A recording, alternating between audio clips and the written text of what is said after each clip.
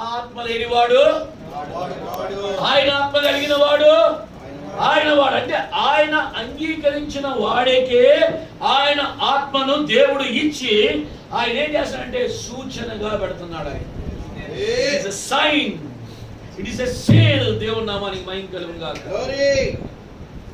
ప్రవక్త ఇంకో మాట కూడా చెప్తా ఉన్నాడు పరిశుద్ధాత్మ గురించి. చాలా కార్యాలు ఉన్నాయి. లా హ్యావింగ్ షాడో, ధర్మశాస్త్రము నీడ కలిగి ఉండుట అనే వర్తమానం 1956లో ప్రసంగించాడు ప్రవక్త. 118 నుంచి 121 పేరాల మధ్యలో ఏమన్నాడంటే పరిశుద్ధాత్మ అంటే పునరుద్ధానము చెందాడు కదా యేసయ్య, చెందాడా లేదా? ఆయన సజీవుడిగా ఉన్నాడా లేదా? ఆ పునరుద్ధానము చెందిన సజీవుడైన యేసు క్రీస్తు మనలో వసించుట. నీ దీక్షలో క్లీన్ చేయకుండా నువ్వు కోరండం దానివి, ఉరిగ్గా ఉండే నీ హృదయంలో ఆయన ఉంటాడా? క్లీన్ చేయకుండా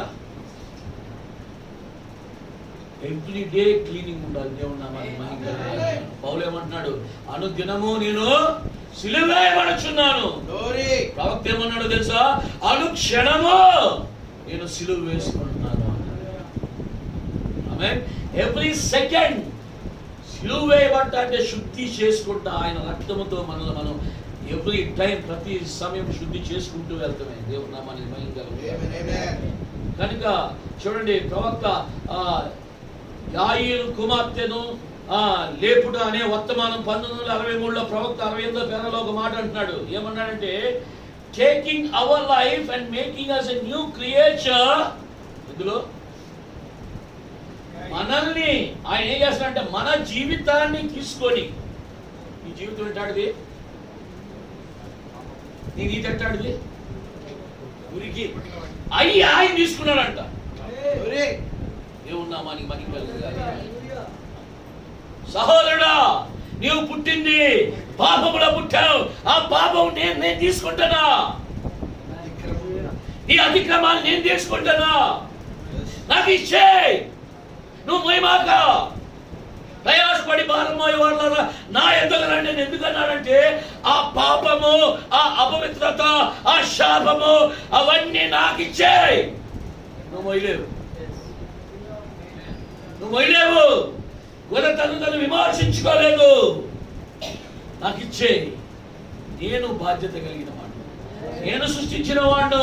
నీవు అలాగా ఆ పరిస్థితిలో జన్మించడానికి ఆ జగత్పునాది వేయబడక ముందు ప్రోగ్రాం చేసింది నేనే. కాబట్టి నీవు నా దగ్గరికి వచ్చి ఏ ప్రోగ్రాం అయితే నేను నీ గురించి చేశానో ఆ ప్రోగ్రాంలో నువ్వు నిలబడి నీ సమస్తమైనవి నాకు అప్పగించేయి.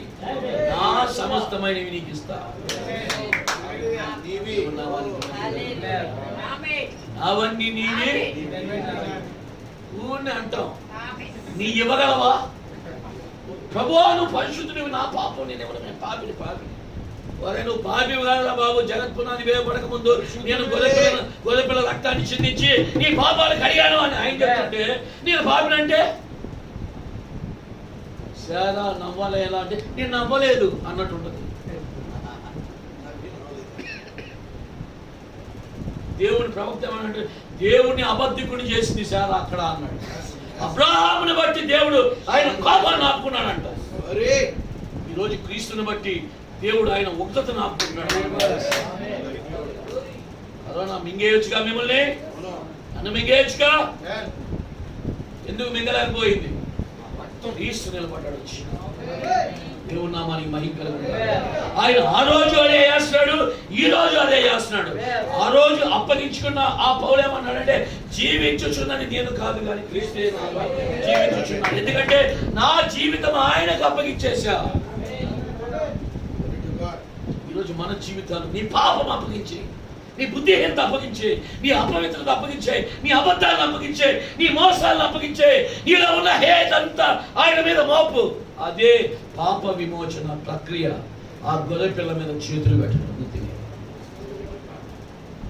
నువ్వు చేయి పెట్టనంత మట్టుకు నీకు విమోచన లేదంతే. నువ్వు అప్పగించుకున్నంత మట్టుకు నీకు విమోచన లేదు. ఉందండి. ఆయన ఎటువంటి ప్రణాళిక చేసుకుంటూ ఆయన వస్తా ఉన్నాడు. ఏమన్నాడు? మన జీవితాన్ని ఆయన తీసుకొని ఒక నూతన సృష్టిగా ఆయన దేంట్లో చేస్తున్నాడంట ప్రవక్త చెప్తున్నాడు. ఇన్ క్రైస్ట్ జీసస్ అన్నాడు. క్రైస్ట్ జీసస్ అభిషేకింపబడిన వాక్యములో, అభిషేకింపబడిన వాక్యం అంటే ఈ వర్తమానమేనండి. ఆమేన్. ఈ కాలంలో దేవుడు అభిషేకించి ఇచ్చిన వాక్యము ఈ కాలము వర్తమానమే. సంఘ శాఖలో లేదది, మీలోనే, మీ మధ్యనే ఉంది. దానిలో ఆయన నూతన సృష్టిగా చేస్తుంటే నీ జీవితం నువ్వు ఎందుకు అప్పగించు? చూడండి, అప్పగించిన వారికి ఎలా ఉంటుందంటే, అప్పగించిన వారి యొక్క జీవితాలు ప్రేమగాను సమాధానంగా ఉంటాయంట. నీలో గలిబిలి ఉందంటే నువ్వు అప్పగించరా? నీలో ఏదో తేడా ఉంది, అప్పగించే. అప్పగిద్దామా? మనం అప్పగించుకున్నామంటే నిశ్చయంగా ఏమవుతుందంట, ఆయన మనలో వసిస్తాడు, ఆయన ఆత్మ మనలో వసిస్తుంది. ఆమేన్. ప్రవక్త ఏమని చెప్తా ఉన్నాడంటే 1959 వాట్ ఈస్ హోలీ గోస్ట్ అనే వర్తమానంలో 47వ పేరాలో చెప్తా ఉన్నాడు. It is the seal of God that we have found grace in his sight. అది దేవుని యొక్క ముద్ర. ఏమంటే దేవుని దృష్టిలో మనము దయ పొందుకున్నాము అని. దయా ప్రాప్తులా నీకు ఇప్పుడు ఇప్పుడు ఎప్పుడండి? 2000 సంవత్సరాల క్రితమా? ఇప్పుడు దేవుని నామానికి మహిమ కలుగును. ఆమేన్. మరియ కాదు, నీవు రూపాంతరములో క్రీస్తు పోలికను, క్రీస్తు రూపాన్ని తీసుకొచ్చి నువ్వు ఎగబాకాల్సిన రానివి, ఎగబాకాల్సిన వాడివి నువ్వు, నేనే. దయాప్రాప్తురాల వధువా, దేవుని నామానికి మహిమ కలుగును. ఏదో ఒళ్ళు ఊరిపోయిన పరిశుద్ధాత్మ కాదు, డాన్స్ వేసిన పరిశుద్ధాత్మ కాదు, మంచి ప్రసంగాలు ప్రసంగించేది పరిశుద్ధాత్మ కాదు, పరిశుద్ధాత్ముడే ప్రసంగించాలి. మంచి కాదు. దేవుని నామానికి మహిమ కలుగును గాక. నువ్వు జీవించున్న జీవితం నీదైతే అది వ్యర్థం. కానీ ఆయన అనుగ్రహించిన జీవితాన్ని నువ్వు జీవిస్తే అది ఆయనకు మహిమ తీసుకొచ్చేది. దానికి వాక్యానికి కట్టుబడి జీవించాలి. దేవుని నామానికి మహిమ కలుగును గాక. అప్పుడు ఆయన దయ పొందుకున్న దాని అవుతావు. దేవుని నామానికి మహిమ కలుగును గాక. ప్రవక్త అదే వర్తమానంలో 52వ పేరాలో అన్నాడు, అది పరిశుద్ధాత్మ దేవుడు నీతో చేసిన నిబంధన. అబ్రహాముకు చేశాడు, ఇస్సాకు చేశాడు, ఇశ్రాయేలుకు చేశాడు, వాళ్ళందరినీ పక్కన పెట్టాడు. ఈరోజు నీకు నాకు చేశాడు నిబంధన. ఆమేన్. ఆ నిబంధన ఆయన చేసి ఆయన ఏం చేస్తున్నాడంట, మనల్ని ఆదరిస్తున్నాడు. The most valuable thing in the whole creation ఏంటంటే ఆయన ఆత్మ. ఆమేన్. విలువైన అమూల్యమైన రక్తంతో మనల్ని విమోచించాడు, అయిపోయింది. అది ఇప్పుడు టోకెన్ కాదు అన్నాడు ప్రవక్త. ఇప్పుడు నీకు టోకెన్ ఏంటంటే ఆయన పరిశుద్ధాత్మే నీ టోకెన్ అంటున్నాడు. దేవుని నామానికి మహిమ కలుగును గాక. ఆమేన్. పరిశుద్ధాత్మ లేకుండా ఆయన వాడివి కాదు. నువ్వు ఎత్తబాటులోకి వెళ్ళలేవు. నువ్వు చనిపోతే పునరుద్ధానం చెందలేవు. ముగిద్దామా?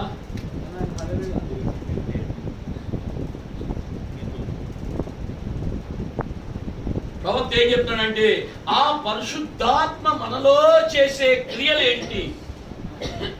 పరిశుద్ధాత్మే ఉన్నాడు ఆయన. అయితే ఉండి ఏం చేస్తున్నాడు? ఆమేన్. ప్రవక్త చెప్తా ఉన్నాడు అదే వర్తమానంలో 60వ పేరాలో, ఆయన మన యొక్క న్యాయ విచారణకర్త అన్నాడు. సాతాను నీ మీద నేరం మోపుతా ఉంటే నో, నేను వాదిస్తున్నా, నేను వాదిస్తాను. ఇతను అబద్ధం ఆడాడు అనగానే నో, అతను అబద్ధం ఆడలేదు. ఆయన ఏం చేస్తున్నాడంటే ఆ వాడు తీసుకొచ్చే ఆ యొక్క వాటిని ఏమంటారు, ఫిర్యాదులు, తర్వాత వాడు నేరారోపణ, ఇంకా తర్వాత ఏంటంటే ఇంకోటి కోర్టు యాక్సెప్ట్ చేస్తుంది కదా, సాక్ష్యాధారాలు. సాక్ష్యాధారాలు. నువ్వు ఆ రోజు ఆ విధంగా నువ్వు అక్కడ అలా మాట్లాడావు కదా, సిగరెట్ తాగావు కదా, నువ్వు ఇలా చేసావు కదా, అలా చేసావు కదా, నువ్వు పాపివి. ఇలాగా సెంట్ మార్టిన్తో మాట్లాడుతూ ఉన్నాడంట. మార్టిన్ లూథర్తోనే సెంట్ మార్టిన్ లూథర్తోనే మాట్లాడుతూ ఉంటే పాపాలన్నీ రాస్తా ఉన్నాడంట లిస్ట్.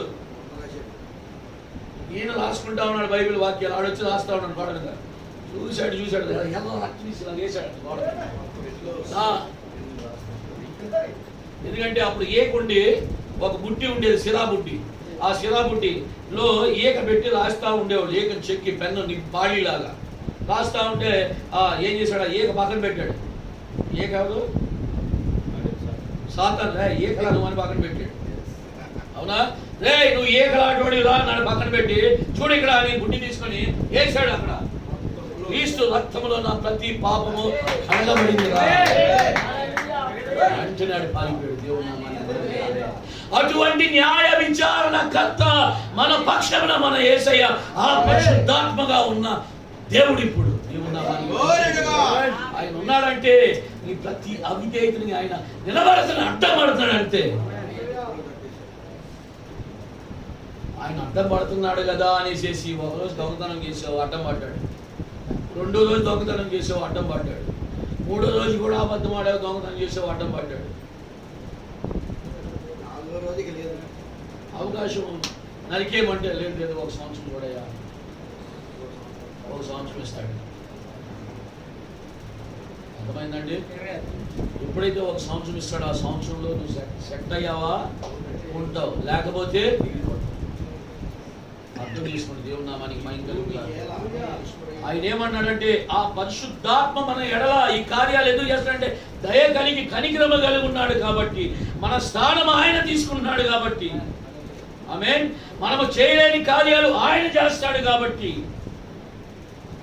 మన పాప పరిహారం ఆయన చేస్తాడు కాబట్టి, మన నీతి ఆయన చేయగలడు కాబట్టి, మనం స్వస్థపరిచేవాడు కూడా ఆయన కాబట్టి, మన పునరుద్ధానం కూడా ఆయనే ఇవ్వగలడు కాబట్టి, మన ఎత్తబాటు ఆయనే ఇవ్వగలడు కాబట్టి, ఆయనే మనలో ఉండి ఆ కార్యాలన్నీ ఆయనే చేస్తా ఉన్నాడు.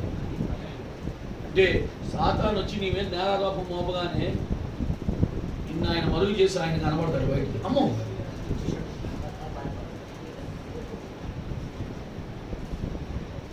అవుతుందండి. లైట్ ఉండదు అప్పుడు దాకా, తక్కువ లైట్ వేస్తాడు, ఆయన కనబడతాడు. అమ్మో ఇప్పుడు దాకా ఏంటి నేను ఫలానా సహోదరుడు సహోదరి అనుకున్నాను, ఆడికి షాక్ కొట్టేస్తా. అమ్మో పరిశుద్ధాత్మ ఉంది ఏమలో, పరిశుద్ధాత్ముడు ఉన్నాడు ఈయనలో. దేవుని నామానికి మహిమ కలుగుగాక. ముట్టకూడదు, ఎందుకంటే నన్ను ముట్టువాడుగా నిన్ను ముట్టువాడు నా కనుపాపను ముట్టినట్టే అన్నాడు. అన్నాడా? దుష్టుడు ముట్టకుండా చేశాడు ఆయన. అటువంటి న్యాయ విచారణకు అర్థంగా ఉన్నాడు ఆయన. అప్పుడు మనం ఎలా ఉండాలంట? ప్రవక్త 89వ పేదలో చెప్తున్నాడు, ఆ పరిశుద్ధాత్మ కలిగి ఉండటమే విశ్రాంతి.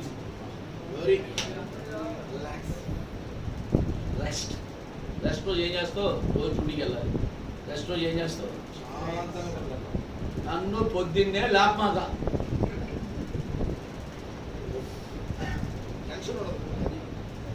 ప్రశాంతంగా పొద్దున్నే నన్ను లేపమాక, నేను లెగిసినప్పుడే లెగుస్తా. అంతేనా? నిజమేనా? ఆదివారం కూటమి అయిపోయింది, సోమవారం రాగానే మాస్టర్స్ హాలిడే అన్నాడు ప్రవక్త. రిలాక్స్. ఆదివారం కూడికి అయిన వెంటనే రిలాక్స్. మళ్ళీ ఎప్పుడు మంగళవారం బుధవారం కూడికి వచ్చేదాకా దేవుని నామానికి మహిమ కలుగుగాక. ఆమేన్. కనుక విశ్రాంతి, ఆ విశ్రాంతి ఏం చేస్తుందో తెలుసా మీకు? చూడండి, ప్రవక్త చెప్తున్నాడు, విశ్రాంతి అని మీరు అనుకోకండి. అది ఆ విశ్రాంతి ఏం చేస్తుందంటే పైనుండి వచ్చిన శక్తి అంట. మనం విశ్రమించడం కష్టం, కానీ విశ్రమిస్తున్నావు అంటే నీవు ఈ లోకపరమైన కార్యాల్లోకి వెళ్ళడం అసంభవం. ఆమేన్. ఇదివరకు చేసిన కార్యాలు పరిశుద్ధాత్మ పొందుకున్న చేయలేదు. ఇదివరకు జీవించిన జీవితం పరిశుద్ధాత్మ పొందుకున్న తర్వాత నువ్వు జీవించవు. ఎంత మనుషులు ఏమన్నా నువ్వు జీవించవు. నిన్ను తిట్టినా నువ్వు తిట్టవు, నిన్ను కొట్టినా నువ్వు కొట్టవు, నిన్ను ఏమన్నా మాట్లాడినా నువ్వు తిరిగి మాట్లాడవు. నువ్వు వాళ్ళ మీద ఎలా చెప్పవు, వీళ్ళ మీద అలాగే చెప్పవు. ఆయనతోనే ఉంటావు. దేవుని నామాన్ని అది పైనుండి నువ్వు శక్తి పొందుకుంటేనే కానీ అలా ఉండలేవు. ఆమేన్. దాని అర్థం ఏంటంటే గాడ్ ఇన్ అస్ అంటాడు. దేవుడు మనలో ఉన్నాడు. ఉండుట మనలో ఆయన ఉన్నప్పుడు ఏమండి మన పేరు కనబడుద్దా? మన పేరు కనబడుద్దా? మన డబ్బాలు వస్తాయా బయటికి? మన డబ్బాలు ఉండవు. ఇంకా ఎంతసేపు ప్రవక్త why are you brother Balam, why are you bragging about Jesus? And I brag about Jesus because he is my savior అన్నాడు. I brag about Jesus only అన్నాడు. అంతే. నేను ఆయన సాగదీసి చెప్తా. ఎంతైనా సాగదీసి చెప్తా. నిత్యత్వం గెలదాకా సాగదీసి చెప్తా. మనం కూడా అంతే. దేవుని నామాన్ని ఆమేన్. కనుక ప్రవక్త చూడండి ఎంత అద్భుతంగా వర్తమానంలో చెప్తున్నాడు. ఏదైతే సాతాను నాశనం చేసుకుంటా వస్తున్నాడో దాన్ని దేవుడు పరిశుద్ధాత్మతో పూడుస్తా ఉన్నాడు. ఆమేన్. అయితే ఇక్కడ మనం చూసినప్పుడు చూడండి ఆ యొక్క 3వ అధ్యాయము 16వ వచనంలోకి, మత్తయి సువార్త 3వ అధ్యాయం 16వ వచనంలోకి మళ్ళా వెళ్దాం. ఆయన పరిశుద్ధాత్మతోనూ అగ్నితోనూ మీకు బాప్తిస్మం ఇచ్చును. ప్రవక్త మత్తయి సువార్త 3వ అధ్యాయం. యేసు బాప్తిస్మము పొందిన వెంటనే నీళ్లలో నుండి ఒడ్డులకు వచ్చును. ఇదిగో ఆకాశం తెరవబడింది. మారు మనసు నిమిత్తము నేను నీళ్లలో మీకు బాప్తిస్మం ఇచ్చుచున్నాను. అయితే నా వెనక వచ్చుచున్నవాడు నాకంటే శక్తిమంతుడు. ఆయన చెప్పుల మోయిటకైనను నేను పాత్రుడను కాను. ఆయన పరిశుద్ధాత్మలోను అగ్నితోనూ మీకు బాప్తిస్మం ఇచ్చును. ఆమేన్. ప్రవక్త అగ్ని బాప్తిసం గురించి 1150 వర్తమానాల్లో 6 సార్లు మాట్లాడాడు. ఆమేన్. 6 సార్లు మాట్లాడి ప్రవక్త ఏం చెప్తున్నాడంటే చాలా ముఖ్యమైన విషయం ఇది. బ్రదర్ ఏం పేరా అంటే అది 77వ పేరా, ద రిజరెక్షన్ ఆఫ్ లాజరస్ అనే వర్తమానము 1951వ సంవత్సరం. ఏమనంటే brother, what we need today is preachers back behind the pulpit that preach the power of gospel of Jesus Christ with Holy Ghost and fire baptism coming down upon the people. అర్థం చేస్తున్నా? ప్రవక్త ఏమనంటే సహోదరుడా, ఈ రోజు మనకి ఏమి కావాలి అంటే పరిచారకులు పుల్పిట్ బయట నిలబడి లోపల నిలబడి ఎప్పుడైతే ఆ పరిశుద్ధాత్మ శక్తిలో ఆ యేసు క్రీస్తు యొక్క సువార్తను ప్రకటిస్తూ ఉంటారో అప్పుడు వినుచున్న ప్రజల మీదకి అగ్ని బాప్తిస్మము దిగి రావాలి. అది పరిశుద్ధాత్మతో నీవు బోధించాలి అంటే ఏదైతే బోధిస్తున్నారో అది సేవకులు చేయాలి, జీవించాలి. జీవించడం ప్రారంభమైనప్పుడే ఆ ప్రవక్త ప్రసంగిస్తా ఉన్నప్పుడు దిగొచ్చిందా లేదా అగ్ని బాప్తిస్మం? వచ్చిందా లేదా? దేవుని నామానికి మహిమ కలుగును గాక. ఆ తర్వాత చూడండి ఒక సాక్ష్యం ఉంది ప్రవక్త గురించి. ప్రవక్త మాట్లాడుతూ ఉంటే ఆయన నోట్లోంచి అగ్ని బయటకు వస్తా ఉన్నట్టు కనబడిందంట, కళ్ళలోంచి అగ్ని బయటకు వస్తా ఉన్నట్టు కనబడిందంట. ఆమేన్. పెంతెకోస్తు దినాన వారి పైన వాలింది. ఆమేన్. పైన వాలింది అప్పుడు 2000 సంవత్సరాల క్రితము. అయితే 2000 సంవత్సరాల తర్వాత ఆ అగ్ని స్తంభము ఏమైంది? ద సన్ ఆఫ్ మ్యాన్ పరిశుద్ధాత్ముడిగా నాలుగులుగా విభాగింపబడి వచ్చాడు కదా. ఆయన పరిశుద్ధాత్ముడిగా వచ్చాడు కదా. ఆయన ఇప్పుడు ఏంటంటే మన లోపల ఉన్నాడు. దేవుని నామానికి ఆ పరిశుద్ధ ఆత్ముడు ఎప్పుడైతే లోపల ఉన్నాడో ఆ nature of the Holy Spirit ఏంటంటే నీవు వెచ్చగానైనను చల్లగానైనను ఉండగాను చూసావా, అలా ఉండగా నీవు రెడ్ హాట్ ఐరన్ లాగా ఉంటావు. ఆమేన్. మండుచున్న కణంగా ఉంటావు భూమి మీద. పాపపు తలంపు వస్తుందా? కాల్చేస్తుంది. పాపపు ఆలోచనలు వస్తున్నాయా? ఆ లోపల నువ్వు పరిశుద్ధాత్మ అగ్ని కలిగి ఉన్నావు అంటే పరిశుద్ధాత్మ కలిగి ఉన్నావు, మంచిదే. ప్రవక్త అన్నాడు, నువ్వు ఏమన్నా చెడుగా చేస్తే ఆ పరిశుద్ధాత్మ పావురం వలె బయటికి వెళ్ళిపోయి ఆ చెట్టు కొమ్మ మీద కూర్చొని నీ వెంట చూస్తూ ఉంటది. మళ్ళా ఎప్పుడు అవకాశం ఇస్తావో అక్కడ దాకా పరిశుద్ధాత్మ. అయితే అగ్ని బాప్తిస్మం, పరిశుద్ధాత్మ అగ్ని బాప్తిస్మం పొందుకున్న తర్వాత నీవు పాపము చేసే అవకాశము లేనే లేదు. ఆ పావురము బయటికి ఎగిరిపోయే అవకాశము లేనే లేదు. You will never compromise. ఏ విషయంలో నువ్వు కాంప్రమైజ్ గా ఉన్నావు? అర్థమవుతుందండి? బాప్తిస్మం ఇచ్చి యోహాను ఎలా ఉన్నాడంట? మండుచున్నా గోళము వలె ఉన్నాడు. దేవుని నామానికి మహిమ. యేసు ప్రభు ఎలా ఉన్నాడు? ఆ పరిశుద్ధుడైన యోహాను చూస్తా ఉన్నప్పుడు ఎలా ఉన్నాడు? ఆయన మొదటి అధ్యాయంలో చచ్చిన వాని వలె పడ్డాడంట యోహాను చూసి, ఆయన మహిమను చూసి. ఆమేన్. ఈరోజు ఆయన చూడండి, దేవుని నామానికి మహిమ కలుగును గాక. గెత్సేమనే తోటలో పట్టుకోబోయారు ఆయన. ఇలా అని ఇలా క్లోజ్ చేశాడు. అనగానే దామని పడ్డారు. ఆమేన్.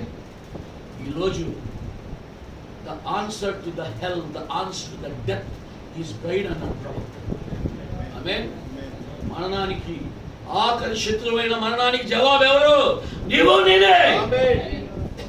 ఆ మండుచున్న ఆ పరిశుద్ధ అగ్ని బాప్తిస్మం ఏం చేస్తాడంటే నీలో పాపాన్ని దహించి వేసి, మరణం నీ ఎదురుగా వచ్చిన ఆ మరణాన్ని మింగేసి దహించేస్తుంది. దేవుని నామానికి మహిమ కలుగును గాక. You are the answer for the last enemy. Amen. అది ఆటోమేటిక్ గా జరిగేది కాదండి. ఆమేన్. అనుదినము నీవు జీవించాలని. చూడండి, ఆ కక్షలోకి వెళ్ళాలంటే తిరిగి తిరిగి తిరిగి భూమి చుట్టూ తిరిగి తిరిగి తిరిగి నెమ్మదిగా అప్పుడు పైకి వెళ్ళిపోతుంది. ఇంకా ఈ భూలోక సంబంధమైన వాటి మీద మనసు ఉండదు. ఆమేన్. ఆమేన్. కనుక కేవలము యేసయ్య, మనమే. ఆమేన్. నీ శత్రువు అయిన నిన్ను నువ్వు జయించుకున్నావు. నిన్ను నువ్వు జయించుకున్నప్పుడు ఎదుటోడిని నువ్వు ఎప్పుడైతే ప్రేమిస్తావో అప్పుడు నిన్ను నువ్వు జయించుకోగలవు. దేవుని నామానికి మహిమ కలుగును గాక. ఆ దైవికమైన ప్రేమ నీలో కలిగి ఉన్నప్పుడే ప్రవక్త చెప్తా ఉన్నాడు, అవతల గట్లో నువ్వు ఎంటర్ అవ్వగలవు. ఆ అగ్ని బాప్తిస్మం ఏం చేస్తాడంటే పక్కనోడి కాల్చదు, నిన్ను కాల్చు. నిన్ను కాల్చేస్తుంది ముందు. నువ్వు ఎప్పుడైతే నీలో చెడు కల్మషం అన్ని కాలిపోతాయో, మరణం నిన్ను చూస్తే భయపడు, సమాధి నిన్ను చూస్తే భయపడుద్ది, పాపం నిన్ను చూస్తే భయపడుద్ది, రోగము నిన్ను చూస్తే భయపడుద్ది. దేవుని నామానికి మహిమ కలుగును గాక. నువ్వు ఎలా ఉంటావు? ఆయన మహోన్నతుడి యొక్క కళాఖండంగా ఉంటావు. ఆమేన్. నువ్వు ఒక క్రీస్తుగా ఉంటావు ఈ భూమి మీద. నువ్వు ఒక మెస్సయాగా ఉంటావు ఈ భూమి మీద. ఆమేన్. కనుక ఆ స్థితి, ఆ స్థానాన్ని ఇచ్చాడు దేవుడు మనకి. వర్తమానం మధ్యలోనే ముగిస్తున్నాను. దేవుడు మిమ్మల్ని దీవించును గాక. మళ్ళీ సమయం ఉంటే తర్వాత దీని యొక్క కంటిన్యూషన్ చేసుకున్నాం. ఎందుకంటే అగ్ని బాప్తిస్మం జస్ట్ ఒక ఇంట్రడక్షన్ ఇచ్చి ఆపేశాను. దేవుడు మిమ్మల్ని దీవించును గాక. అవకాశం ఇచ్చిన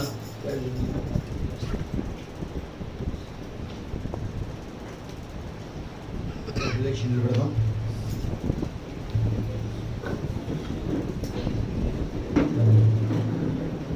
రాత్రి చాలాసార్లు చెప్పారు, నీటి బాప్తిజంతో ప్రజలు ఆగిపోయారు, శుద్ధీకరణ దగ్గర ఆగిపోయారు.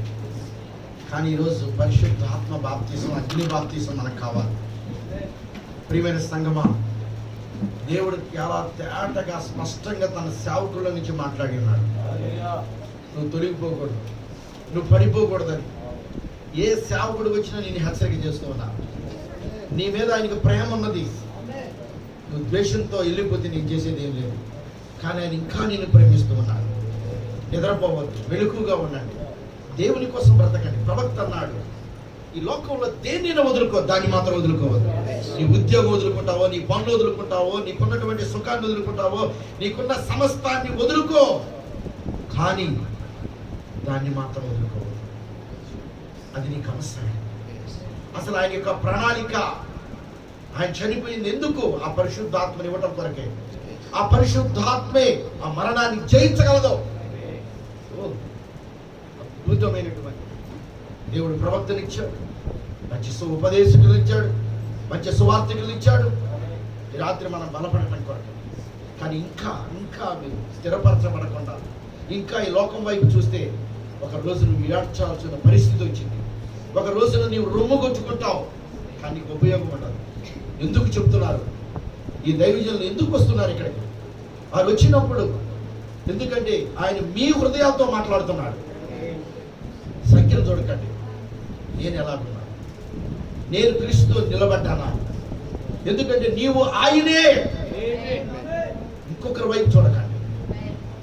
వాళ్ళు అలా ఉన్నారు, వీళ్ళు ఇలా ఉన్నారు, వాళ్ళు ఇంకా బంగారం పెట్టుకున్నారు, వీళ్ళు ఇంకా ఎలా వేసుకున్నారు, అలా డ్రెస్సులు, ఇవన్నీ కాదు. నీవు ఎలా ఉన్నావు దేవునితో. పరిశుద్ధాత్మ వస్తే నిన్ను చెక్కితే గర్తిస్తుంది. నిజంగా ప్రియమైన దేవుని పిల్లరా, ఇది శక్తివంతమైనటువంటి ఇక్కడి నుంచి వస్తున్న వాక్యం. దీని ఎవరు కాదనలేరు, దీని ఎవరు కొట్టివేయలేరు. ప్రార్థించండి, అందరూ బలంగా దేవుని స్తుతించండి. కొద్ది నిమిషాలు దేవుని స్తుతిద్దాం. దాని సేవకుడిని ఇంకా మరుగు చేసి దేవుని చిత్తమైతే మరలా వచ్చినప్పుడు ఆ అగ్ని బాప్తిస్మం గురించి ఆయన మాట్లాడి ఆ మాటలో ముందుగానే దేవుడు మీతో బయలుపరచులాగా ప్రార్థనా పూర్వకంగా నిలబడి ఆత్మను పొందుకోండి. అది అప్పుడు అర్థమైంది మీకు. నిరంతరము నీతో జీవించదనే పాట పాడుకుందాం. ఒక 2 చరణాలు పాడి ప్రార్థనతో మనం ముగించుకుందాం.